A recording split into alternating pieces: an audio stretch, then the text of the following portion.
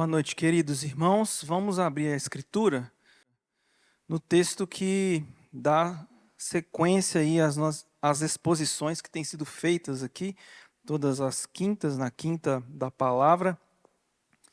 Nós vamos ler Neemias e vamos a partir do verso 3. Então, Neemias está antes de Salmos, antes de Jó, antes de Ester. Dá uma olhada aí na sua Bíblia. É um texto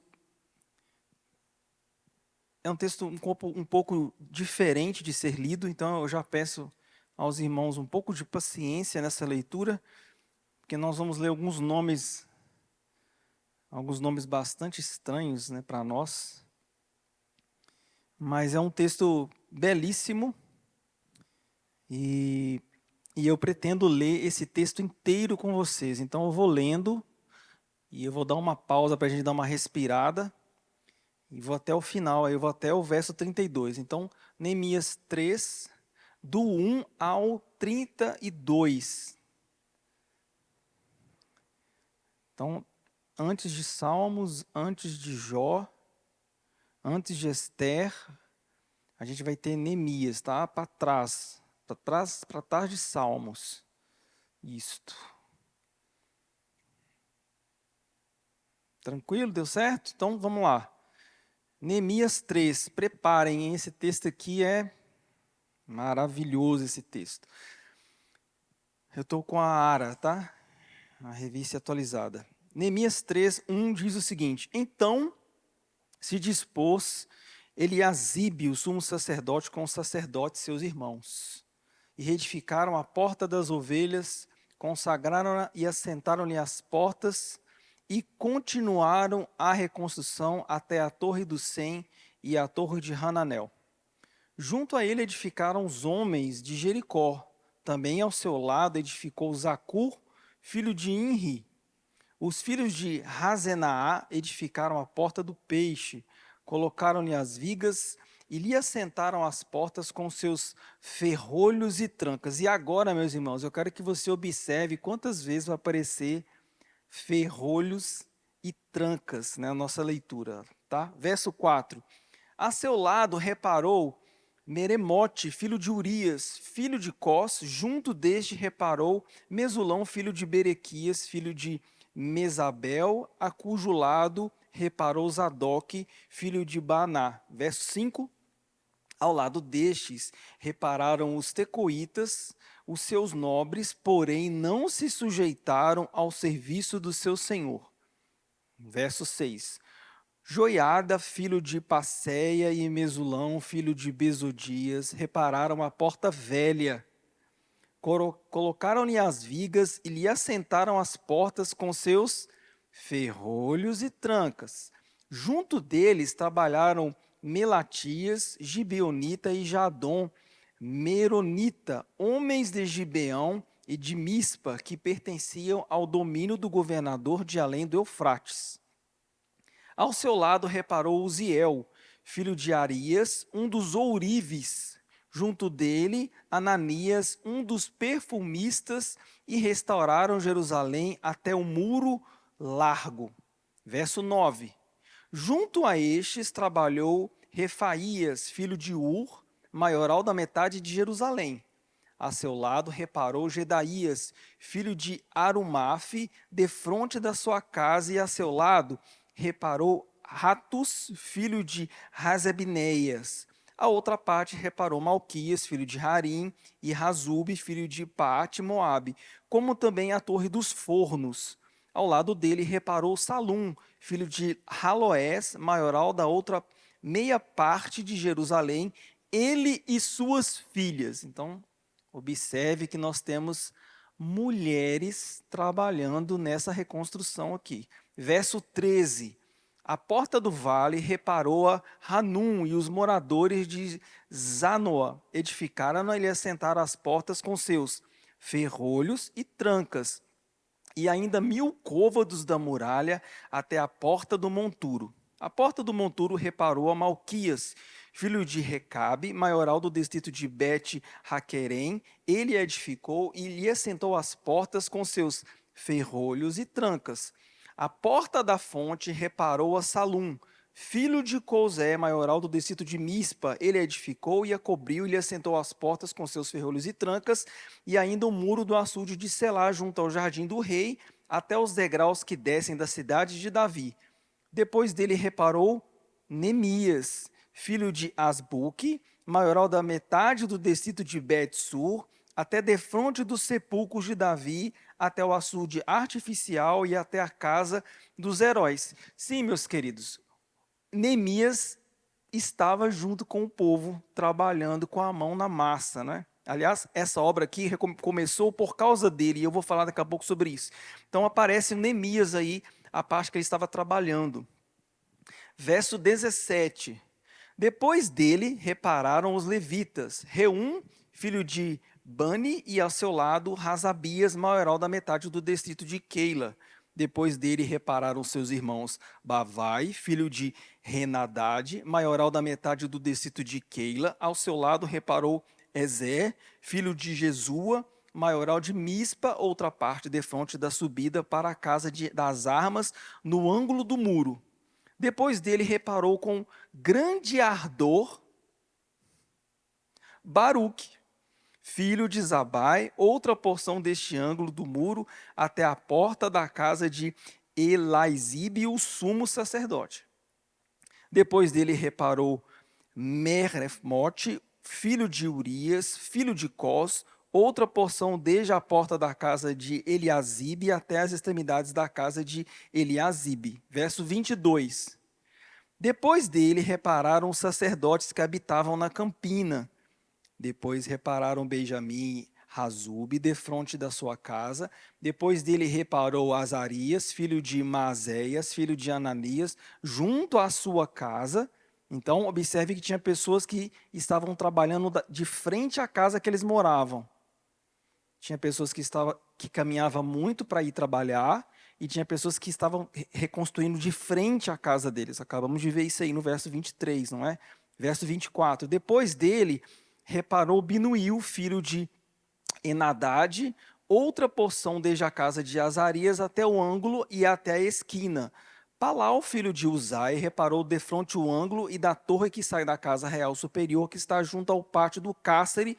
Depois dele reparou Pedaías, filho de Parós, e os servos do templo que habitavam em Ofel, até defronte à porta das águas para o oriente e até uma torre alta. Então nós vamos ter as pessoas que eram servos do templo, eu já vou falar deles daqui a pouco, também trabalhando na reconstrução. Verso 27. Depois repararam os tecoitas, outra porção defronte da torre grande e alta, até o muro de Ofel. Para cima da porta dos cavalos, repararam os sacerdotes, cada um defronte à sua casa. Depois deles reparou Zadok, filho de Imer, defronte da sua casa. E depois dele Semaías, filho de Secanias, guarda da porta oriental. Verso 30, estamos acabando. Depois dele reparou Ananias, filho de Selemias, e Hanum, o sexto filho de Zalaf, outra porção. Depois deles reparou Mesulão, filho de Berequias, defronte à sua morada. Depois dele reparou Malquias, filho de um ourives, até a casa dos servos do templo e dos mercadores, defronte à porta da guarda, até o eirado da esquina. Verso 32 e último. Entre o eirado da esquina e a porta das ovelhas, repararam os ourives e os mercadores. Vamos orar? Obrigado pela tua palavra, Senhor, e obrigado porque estamos aqui para ouvi-la. Obrigado por essa oportunidade, por esse local, pela saúde que o Senhor nos dá e pelo tempo que o Senhor nos dá e disposição de estarmos aqui. Fala conosco por meio da tua palavra. Fala com aqueles que irão assistir, Senhor Deus, a tua palavra gravada, e que o teu nome seja glorificado, Deus, em nome de Jesus Cristo. Amém. Se você me perguntasse, ou se você estivesse lá, o que seria melhor e mais interessante, junto com eles, e perguntasse provavelmente para Neemias por que eles estavam reconstruindo os muros, provavelmente a resposta que você receberia seria uma resposta unânime. E estamos reconstruindo os muros para glorificar a Deus. E eu quero que você saia daqui hoje se lembrando que a reconstrução é para a glória de Deus. Por que eu estou pontuando isso?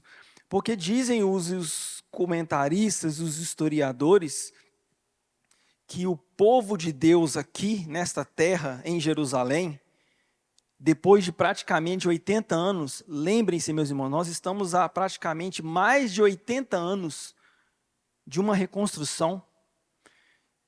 Então são 80 anos das nações vizinhas passando e vendo o povo reconstruir. E neste ver o povo reconstruir, algo chamou a atenção a essas nações vizinhas. O que chamou a atenção era que os muros não eram reconstruídos. Os muros estavam destruídos. E diz os historiadores que as pessoas passavam e riam do povo de Deus. Inclusive citavam músicas que o povo de Deus cantava. Afinal, não é esta a cidade, o Santo Monte Belo, a alegria de toda a terra? Inclusive nós acabamos de cantar nessa música, não é? Isso é o Salmo 48, que estava na boca do povo de Deus que cantava. E eles falavam, se Deus ama tanto assim Sião e as suas portas, porque é assim que está na Escritura, como Deus, como ama as suas portas, ó Sião, por que as portas estão destruídas? Então notem, o povo de Deus estava reconstruindo para glorificar o nome de Deus e para fazer calar aqueles que passavam para zombar deles, passavam para zombar da situação deles. Então tenha em mente isso nessa reconstrução aqui. Haviam pessoas que passavam e viam o sofrimento do povo e riam deles, falavam mal deles. E a gente sabe como é isso na nossa vida, né? De repente, quando as coisas começam a dar errado, ou quando as coisas não estão saindo 100% certas, aparece aqueles que apontam o dedo para rir da gente. Ou apontam o dedo para falar que a gente está em pecado, ou apontam o dedo para poder nos acusar. Era isso que estava acontecendo aqui. Se Deus amava tanto Jerusalém, por que os muros não passavam de escombros? Essa é uma pergunta. Se Deus nos ama tanto, por que a gente passa por dificuldades? Por que a gente passa por situações que a gente não concorda ou não acredita que poderia passar? Então note que essa situação que a gente vive e as nossas situações particulares não são diferentes da situação do povo de Deus. Inclusive eu falei isso para os adolescentes no domingo, que eles não fiquem se achando porque estão passando problemas não, porque na Bíblia está cheio de gente que passou os mesmos problemas que eles. Eles não são os únicos. Eu não sou o único. E esse povo aqui também não era o único. Todos nós passamos as nossas dificuldades. Resta nos saber como nós vamos lidar com essas dificuldades. No caso do povo aqui, eles decidiram lidar com a dificuldade simplesmente fazendo o que tinha de ser feito. Arregaçando as mangas e construindo. E agora nós temos o relato no capítulo 3 desta reconstrução. Aliás, uma reconstrução que é de deixar qualquer pessoa de queixo caído. E eu já vou mostrar para vocês o porquê essa reconstrução deixa qualquer uma das pessoas que olha para isso de queixo caído. Eu quero que você olhe para o texto e eu não pretendo expor versículo por versículo. Não é essa a minha intenção aqui. A minha intenção é a gente mostrar quais eram os desafios dessa reconstrução. Eu quero mostrar para vocês por que o texto foi escrito do jeito que foi escrito. E eu quero, depois disso, mostrar para vocês as 10 portas que são tratadas aqui do texto. E não é um sermão de 10 pontos, certo? Eu só quero citar cada uma das portas, porque cada uma das portas tem implicações bem interessantes para a nossa vida espiritual, para a nossa vida familiar e para toda a área da sua vida que você quiser pensar. Seja na sua área de empreendedor, de empresário, de microempreendedor, de dona de casa, de pai, de filho. Todas essas portas aqui têm significados bastante interessantes que eu gostaria de levantar para você pensar sobre estas portas, porque eu creio que essas portas não são apenas as portas do povo de Deus aqui em Jerusalém, não. Eu creio que essas portas são as nossas portas também. São as portas da nossa igreja, são as portas da nossa vida familiar, são as portas da nossa vida espiritual e portas principalmente de como a gente lida com Deus. da nossa individualidade. Então, falando agora sobre os muros, né? E eu gostaria que vocês prestassem atenção rapidamente aqui, sobre a questão dos muros. Eu sei que você, quando eu falo de muro, você pensa nessas paredes, não é? Menores, ou aquilo que é colocado ao redor da casa. Eu sei que na sua cabeça tem isso, muro para você é isso. Porque a organização social mudou com o passar do tempo. A gente não precisa de muros como estes muros aqui. Estes muros aqui estão para a cidade como está a sua senha do seu celular, que eu tenho certeza que você não dá ela para ninguém. A senha do celular é uma proteção sua. Então, os muros nessa época funcionavam como uma senha de celular. Como assim, Ramon? Os muros impediam a entrada daqueles que não pertenciam ao povo, impediam a entrada de inimigos.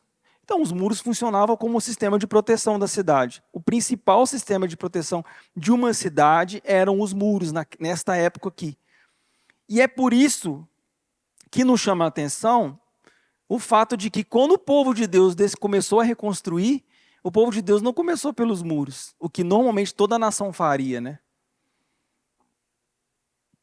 Se eu voltei para uma cidade assolada e não quero que essa cidade seja saqueada, por onde eu vou começar a reconstrução? Pelos muros. Mas note que os muros não foram o primeiro a ser reconstruído. Porque o primeiro a ser reconstruído nós já vimos em Esdras, foi o templo. O carinho de Deus para com o seu povo. Decidiu não se preocupar com a sua proteção. Porque, na verdade, quem protege é o Senhor.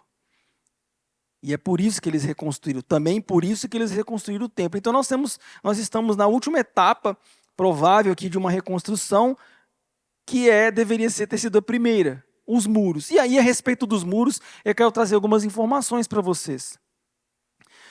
Os muros dessa época aqui, eles tinham mais ou menos de 2 metros a 3 de largura. Então, o muro tinha mais ou menos a largura dessa fileira aqui, ó, um pouco maior. Essa era a largura do muro. Qual era a altura do muro, Ramon? O muro era mais ou menos na altura de 12 metros. Um prédio de 4 andares. Então, nós temos o muro de 2,5 metros a 3. Tem que encher esse muro. Não é um tijolo enfileirado.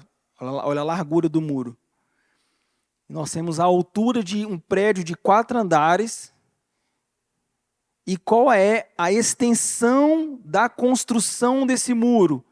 4,5 quilômetros.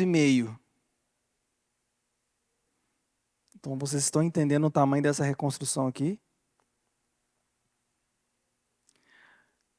É um prédio de 12 metros, com 3 de largura, numa extensão de 4,5 metros. É isso que o povo de Deus tinha que fazer. Não é esse murinho aí na sua cabeça que a gente põe um tijolinho enfileirado e começa de manhã, no final da tarde já tem 400 metros esticado.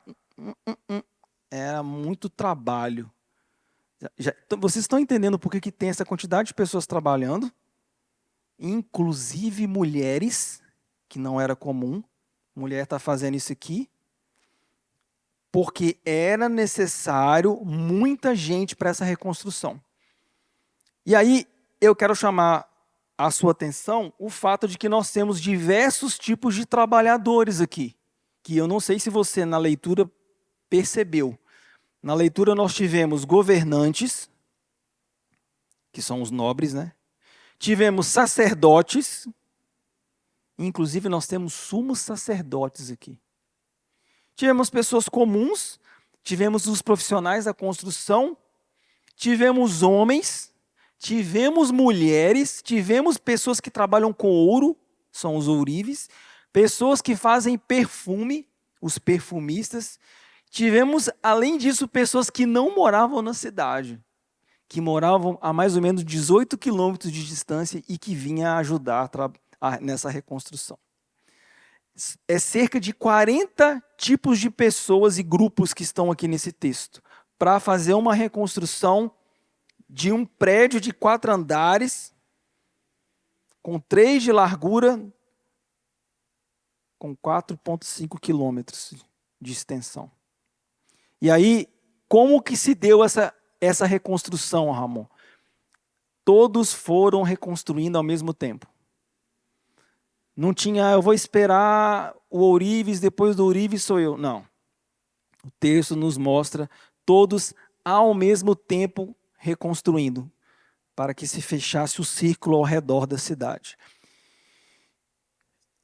E é diante disso que nós temos o relato de Neemias. E o texto, eu sei que para você é estranho o texto, porque primeiro você não é um morador de lá, né? Você é um vinhedense, né? Você mora aqui em Vinhedos. Se eu falar para você qualquer ponto dessa cidade aqui, na sua cabeça já vai abrir um mapa, né? Você vai ligar as localizações. É natural. Neemias escreveu para as pessoas que tinham isso na cabeça delas, a localização das portas. E Neemias está começando da porta das ovelhas, e ele vai citar porta por porta no sentido horário. Então você pode observar que no verso 1 começa com reedificaram a porta das ovelhas. Pode olhar aí, na parte C do primeiro verso. Reedificaram a porta das ovelhas, começaram na porta das ovelhas. E o verso 32, depois de todo o giro das portas, e a porta das ovelhas repararam os ourives. Então, Neemias está citando para todo mundo que estava lendo e para nós o giro da reconstrução. Reconstruiu as 10 portas e ele fez isso no sentido horário, né? Mostrou porta a porta. E agora eu quero trabalhar e mostrar para vocês a questão da porta, não é? Das portas, né? Pontos chaves aqui desse capítulo, antes que eu me esqueça, né? Cada pessoa reconstruiu o seu trecho específico. Então, olha para mim.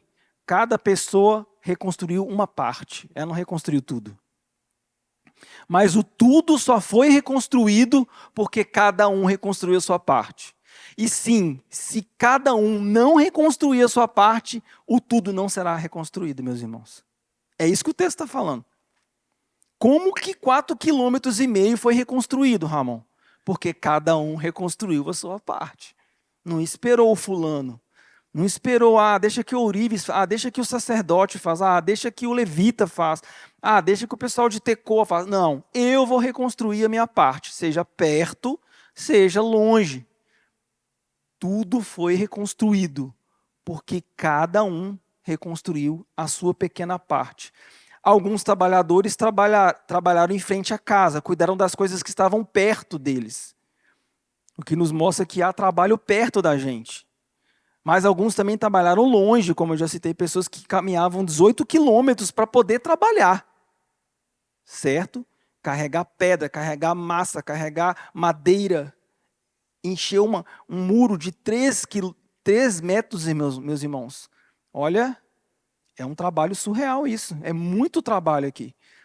E aí nós temos o texto mostrando que algumas pessoas trabalharam mais do que as outras. Se você quiser marcar, o verso 11, o verso 19, o verso 21, o verso 24, verso 27 e o verso 30 nos mostram pessoas que receberam a sua dose de trabalho, mas trabalharam mais do que as outras. E curiosamente, esse texto aqui me lembra muito a casa de Deus, o povo de Deus na igreja.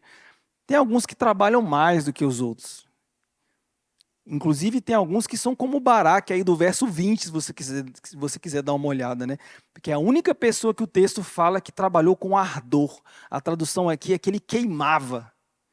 O cara estava eletrizado, de tão disposto que ele estava. O texto dá um destaque especial para Baruque, né? Filho de Zabai. Então, nós vamos ter diversos tipos de pessoas trabalhando, né? E nós vamos ter diversos tipos de classes diferentes trabalhando, que eu já falei, mas o que eu não falei é que essas classes estavam ombro a ombro juntas.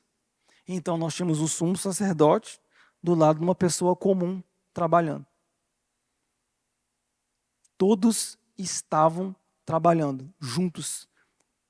Pessoas de classes diferentes, de funções diferentes, tinham um único objetivo, que é o que o texto está nos mostrando. E o objetivo era reedificar os muros.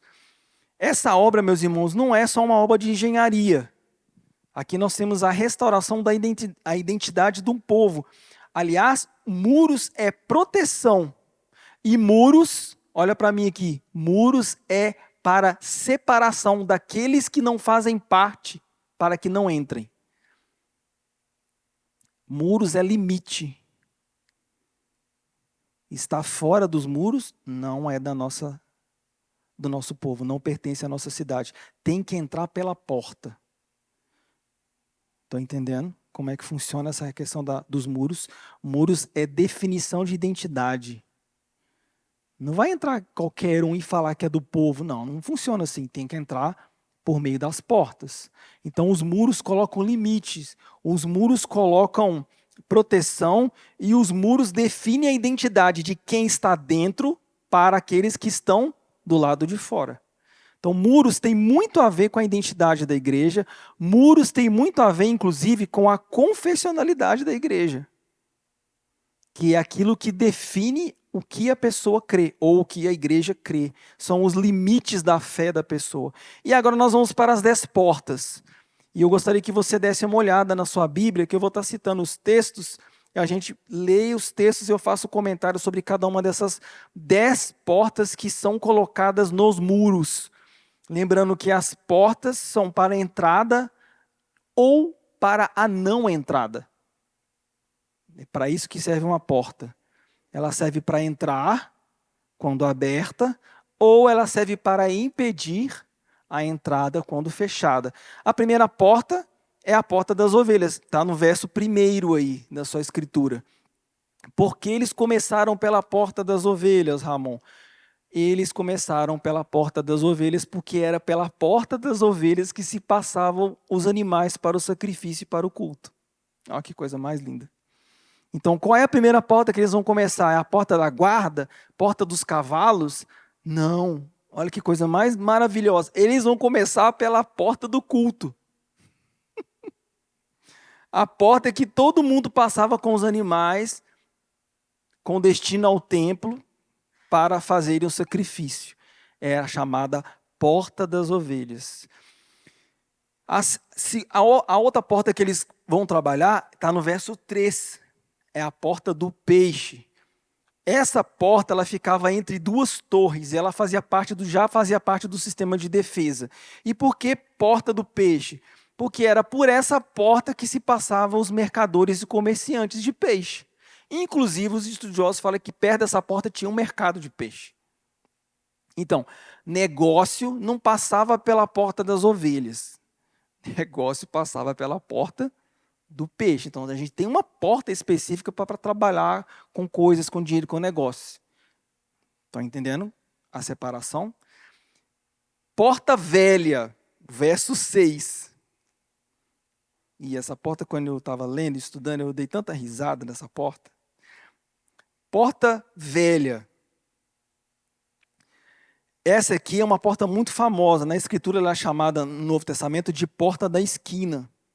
E ela é citada em Jeremias, e ela também vai ser citada em Mateus 13, essa porta. Essa porta vai continuar existindo até na época de Jesus. Essa porta está em Mateus 13.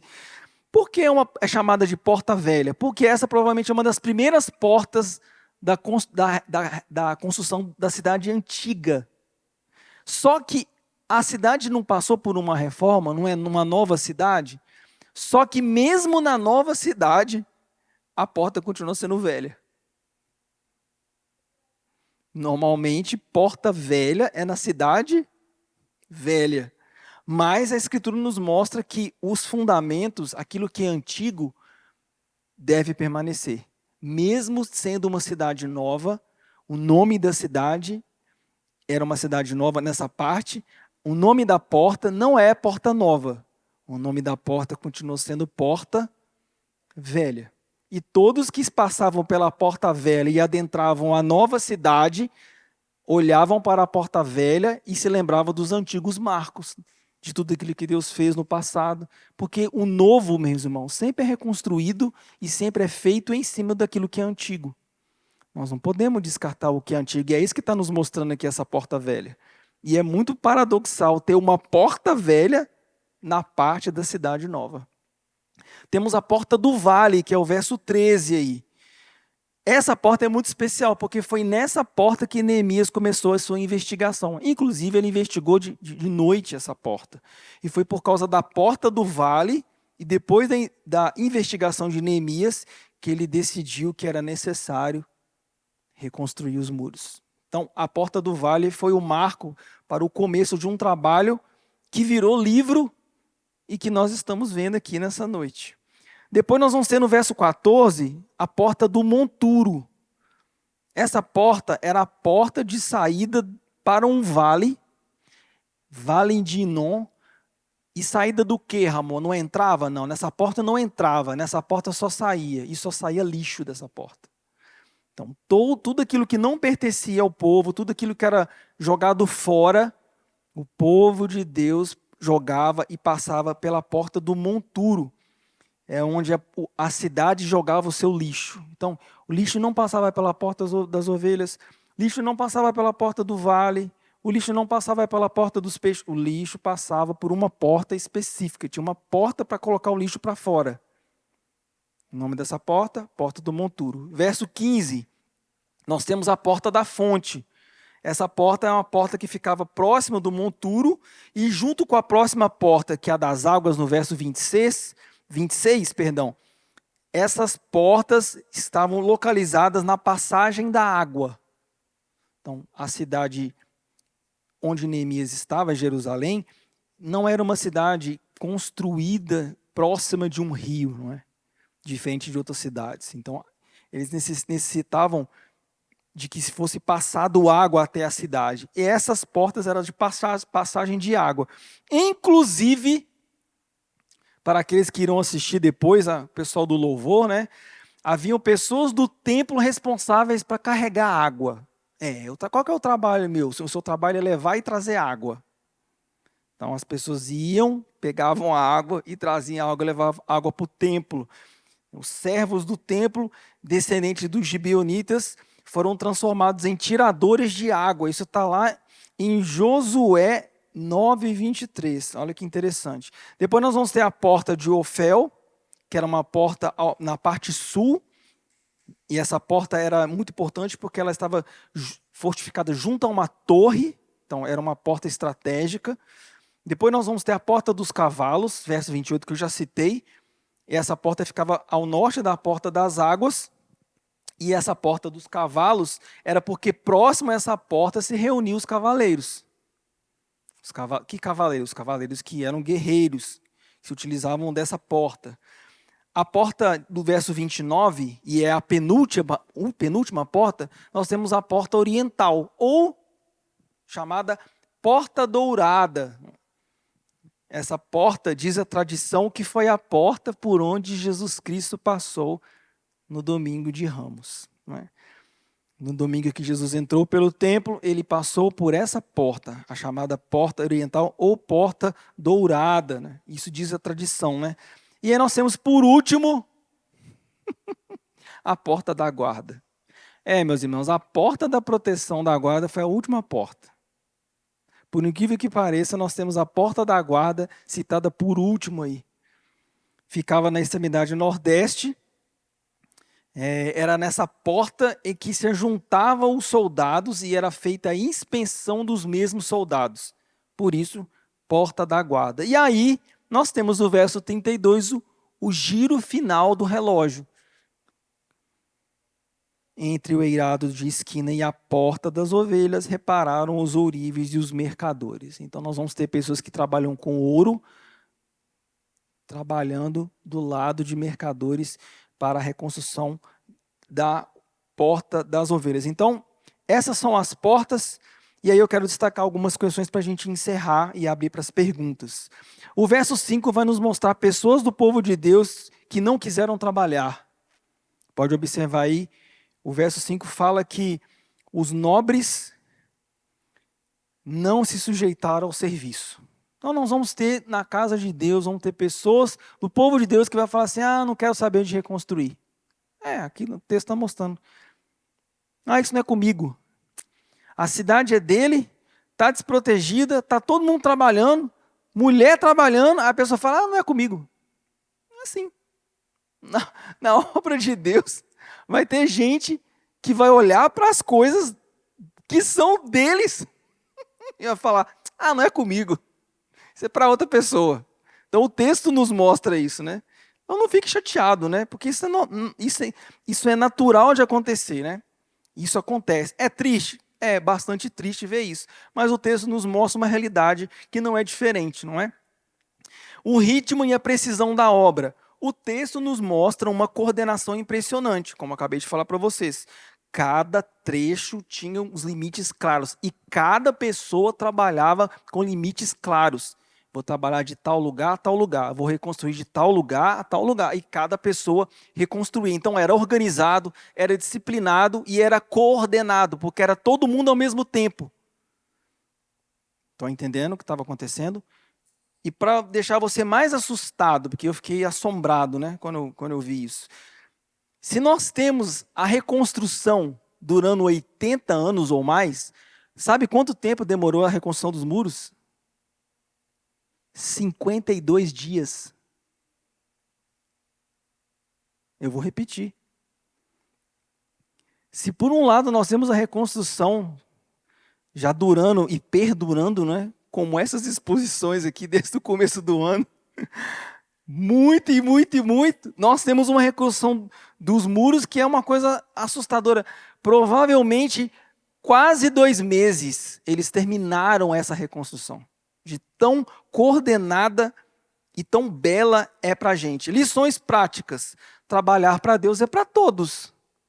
Para as mulheres, não é? Nós temos mulheres trabalhando para líderes e para profissionais da fé, mas não é só para pastor, para missionário, é para todo mundo. Tem trabalho, e aliás, tem um lugar que não acaba, nunca parte de ter trabalho é na igreja. Dividir tarefas. O texto nos mostra que é importante dividir tarefas. E é importante cada um cumprir a sua tarefa. Cada um cuida do que é seu. Não cuida da vida do outro, do trabalho do outro. Deixa que o outro cuide do trabalho do outro. Você cuida do seu trabalho. Se é perto ou se é longe, vai e faça o que você tem que fazer. Registro de nomes. Deus mostra e valoriza detalhes aqui. Deus vai se lembrar das pessoas que eram ourives e trabalhavam como ourives. E você, Deus deu talentos para você. E Deus vai se lembrar do trabalho específico do talento que Ele deu para você fazer. Porque Ele valoriza isso. Aplicações, meus irmãos, para a gente encerrar. E eu quero ler a frase de Moody. Muita gente tem uma ideia equivocada a respeito da igreja. Essas pessoas acreditam que a igreja é um lugar de descanso, um lugar para se assentar, receber uma boa palavra, contribuir, ouvir o pastor, fazer a sua parte e ir embora. Mas a ideia de igreja não é essa. A ideia de igreja é trabalho, e trabalho de verdade. É isso que o texto está mostrando. É gente suando, carregando pedra, arregaçando as mangas, e um líder no meio aqui com eles trabalhando. Todo mundo trabalhando. Sumos sacerdotes, levitas, Neemias, todo mundo trabalhando em prol da reconstrução. Na reconstrução, e nesta reconstrução, e nas reconstruções, todos acabam sendo iguais. Porque o que nivelou um sacerdote do lado de uma pessoa comum? O muro que tinha que ser reconstruído. Quando as pessoas entendem a reconstrução, o cargo ou a função delas ou o dom delas é secundário. O primário é reconstruir. E nós iremos reconstruir. É isso que o texto nos mostra e eles reconstruíram. A reconstrução dos muros nos mostra que é importante termos limites e é importante nos atentarmos para os limites. Muros são necessários. Muros são super importantes. E portas para entrada e saída também são importantes. Que nós possamos cuidar da nossa reconstrução e das nossas portas. Amém, meus queridos? Eu não sei se os irmãos têm alguma pergunta ou algum comentário. Fiquem à vontade. Nenhum comentário? Entenderam sobre as portas? Então, amém. Vamos ficar em pé para a gente poder orar. Obrigado, Senhor, por essa noite, Deus. Obrigado que como igreja estamos juntos. Obrigado porque o Senhor nos dá a oportunidade de aprender com o teu povo, Deus, que tanto trabalhou e tanto foi eficiente naquilo que o Senhor entregou para eles fazerem. Pai, nos dê força, nos dê inspiração, Senhor, e nos dê, Pai, do teu Santo Espírito para reconstruir os muros e as portas que nós precisamos que sejam reconstruídas da nossa vida, da nossa família, Senhor, da nossa igreja.